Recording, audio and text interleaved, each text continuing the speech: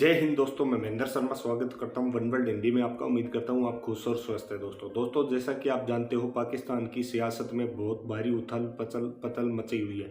इसी सियासत के बीच कहीं न कहीं पाकिस्तान में जो इमरान खान ने अब चाल चली है, जो उसके खिलाफ जो एमएलए एमपी जाने वाले हैं, जो संसद में एक अविश्वास प्रस्ताव पारित हुआ है उसमें जाने वाले हैं, तो इमरान खान ने एक पॉलिटिकल स्टंट मारते हुए सीधा ये कहा है कि अगर पाकिस्तान के जो मेरे खिलाफ वोट करने जाएंगे वो कहीं ना कहीं 10 लाख के इस मजमे से निकल के जाएंगे, क्योंकि वो एक कर रहा है कि धरना प्रदर्शन कर रहा है जिसमें अपनी ताकत दिखाने की कोशिश कर रहा है। तो कहीं ना कहीं आज इमरान खान की कुर्सी जाते हुए, कुर्सी जाने के डर से इमरान खान ने ये जलसा करने की कोशिश की है। और इसी बीच ओआईसी की भी मीटिंग है, तो उस ओआईसी की मीटिंग और इस इमरान खान की जाती हुई कुर्सी पे ये चर्चा की गई है आरजू काजमी और ताहिर गोरा के बीच। तो दोस्तों देखिए डिबेट और कमेंट में अपनी प्रतिक्रिया जरूर दें। लास्ट में आपसे रिक्वेस्ट करूंगा, चैनल पे नए हैं तो चैनल को सबसे पहले सब्सक्राइब कीजिए, लाइक शेयर कमेंट जरूर कीजिए। दोस्तों जय हिंद, वंदे मातरम, भारत माता की जय। दोस्तों आपको खाना देंगे, पैसे देंगे तो लोग आ जाते हैं।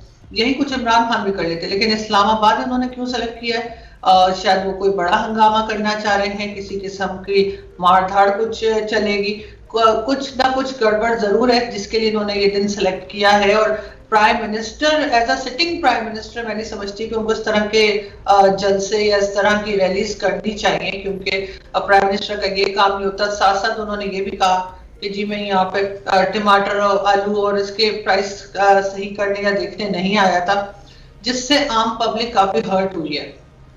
उनका कहना है कि फिर किस लिए आए थे? वो कहने कौम बनाना था। कौम तो हम बने हुए हैं, कौम तो हमें बने हुए बहुत टाइम हो गया है, जब से पाकिस्तान बना है। ये और बात है कि वो हसन निसार साहब कहते हैं कि हम कौम नहीं है, एक हुजूम है। उस पर शायद इमरान खान साहब चल रहे हैं, मगर उन्होंने हर जगह पे वो जो पब्लिक है, यानी जो आम आवाम है जो उनको प्राइम मिनिस्टर मानती है, उसकी भी वो इंसल्ट कर रहे हैं। साथ साथ फॉरेन पॉलिसी हमारी बुरी तरह से नाकाम है और पूरी दुनिया में लोग हंस रहे हैं हमारे ऊपर। और उसके बाद वो इसी किस्म की बातें करते चले जा रहे हैं। फौज पे भी अटैक किया उन्होंने, जो कि आपको अगर याद हो तो वो प्राइम मिनिस्टर बनने से पहले बोला करते थे, लेकिन इस बार फिर उन्होंने as a sitting prime minister होते हुए भी उन्होंने कह दिया कि न्यूट्रल तो जानवर होते हैं। और जाहिर उससे पहले ही जो आईएसपीआर के डीजी आईएसपीआर है, उन्होंने प्रेस कॉन्फ्रेंस की थी और उन्होंने कहा था हम न्यूट्रल हैं, हम किसी के भी साथ नहीं खड़े हुए। तो उसके जवाब में खान साहब का ये कहना जो है, वो भी लोग काफी उस पर हैरान भी हैं, हंस भी रहे हैं, और एक जोक बना के उन्होंने कंट्री को रख दिया।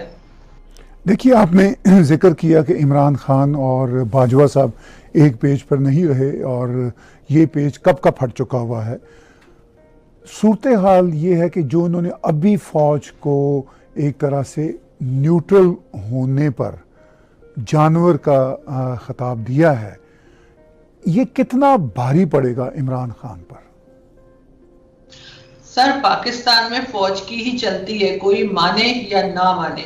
इन्होंने जो नया लॉ बनाया है जिसमें इन्होंने कहा है कि कुछ कहा अगर इदारों को तो 5 साल की सजा दे देंगे या कुछ, वो इमरान खान को कहने के लिए नहीं कहा। इमरान खान को तो जो मर्जी कहें, लेकिन उन्होंने ये इसलिए बनाया कि फौज को कुछ ना कहा जाए। और अगर इमरान खान खुद फौज के लिए इस तरह के अल्फाज इस्तेमाल करेंगे तो काफी इनको सख्त पड़ सकता है और इनको काफी टेंशन हो सकती है।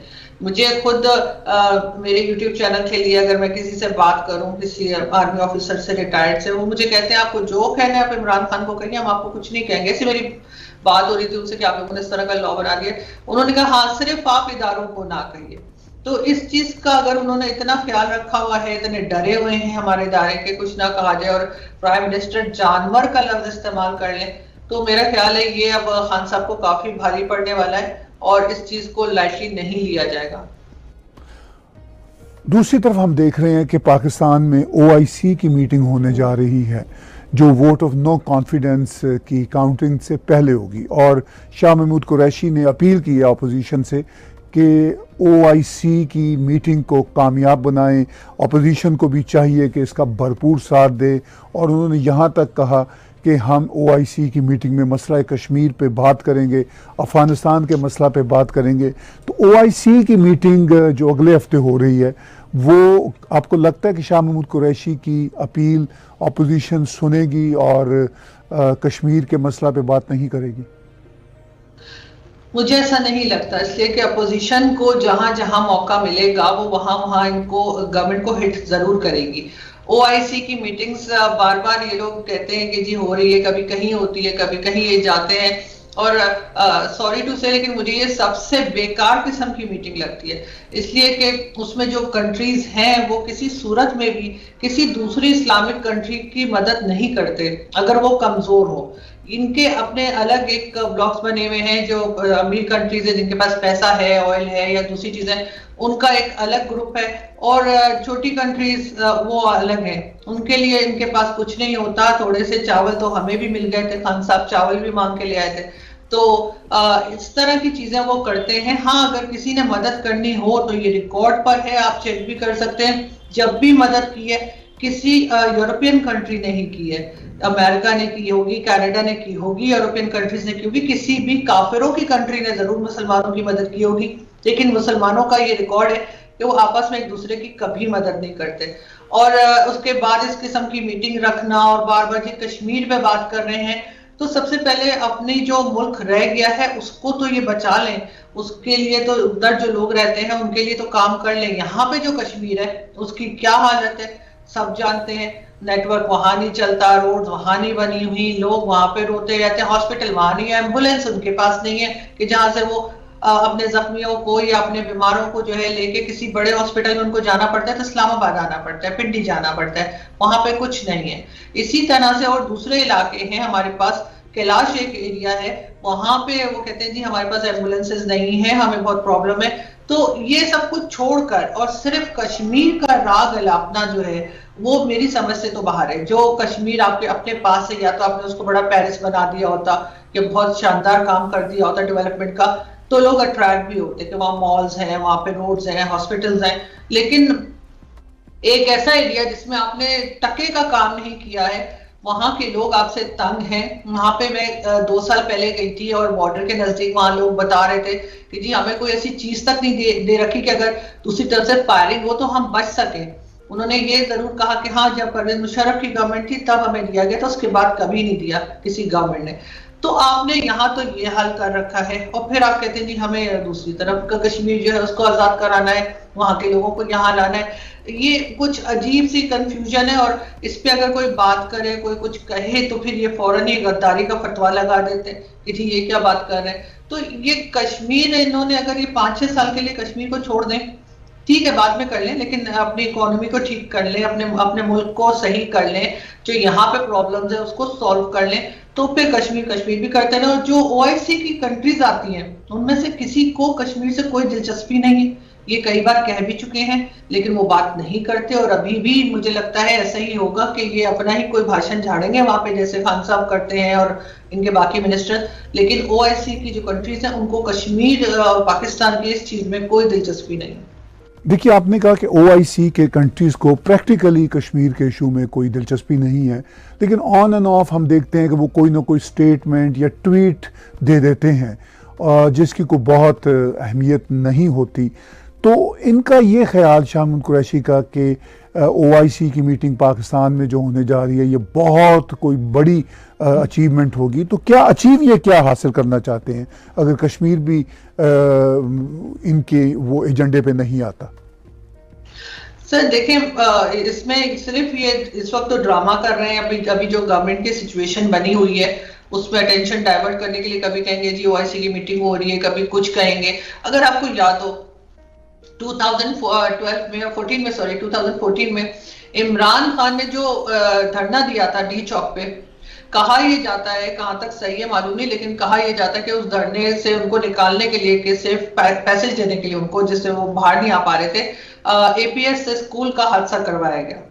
उसको उसमें जिस आदमी की इन्वॉल्वमेंट थी एहसानुल्लाह एहसान, उसको पहले तो रखा इन्होंने बहुत ख्याल से, उसके बाद उसको भगा भी दिया। तो लोग ये डर रहे हैं कि ऐसा ना हो कि अब इमरान खान को दोबारा एक सेफ पैसेज देने के लिए फिर कोई इस तरह का हादसा ना हो जाए। तो लोग इससे भी काफी खौफजदा हैं यहाँ पे, और वो ये बात भी कर रहे हैं कि क्योंकि अब ये जाहिर है कि गवर्नमेंट गिरती नजर आ रही है, अब ये किस तरह से निकले, कि इनको एक रास्ता दिया जाए कि जी ठीक है यहाँ से आप निकल जाइए, उसके लिए कहीं ये फिर दोबारा से वो पेशावर में जो पब्लिक स्कूल था, आर्मी पब्लिक स्कूल जैसा कोई हादसा ना करवा दें। ये चीज भी यहाँ पे बार बार डिस्कस हो रही है और इस चीज की भी लोग बात कर रहे हैं। तो यहाँ पे तो ये सब कुछ चल रहा है। ओआईसी की ना तो यहाँ पे कोई अहमियत है और ना ही कोई इसको सीरियसली ले रहा है। गवर्नमेंट सिर्फ बार बार बात कर रही है, वो भी सिर्फ ये बताने के लिए कि जी अभी आप इस तरह की कोई तहरीक ना चलाएं गवर्नमेंट गिराने की, क्योंकि हम जी कश्मीर आजाद कराने लगे। और जो आम पब्लिक है, अगर आप उससे भी बात करें, वो भी तंग है। वो कह रही है भाई हमें अपने यूटिलिटी बिल्स, हमें अपने घर के किराए की पड़ी है, हमारे बच्चों की एजुकेशन की है, हमें क्या करना है, तुम लोगों की ये 75 साल से जो कहानी चली आ रही है कश्मीर की, कर लेना, लेकिन पहले हमारा मसला तो हल करो।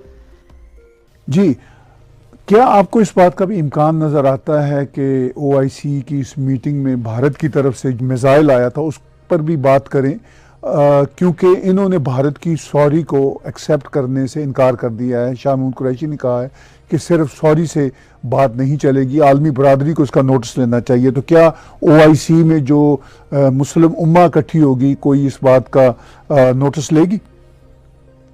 मुझे नहीं लगता सर कि कोई इस बात का नोटिस लेगा, क्योंकि पहले भी लोग, मैंने तो नहीं इतना ज्यादा चेक किया, लेकिन लोग यही बता रहे हैं कि पहले भी इस तरह के मिसाइल्स जो हैं और दूसरी किसी कंट्रीज में इस तरह के हादसे होते रहे और कभी कभार हो जाता है।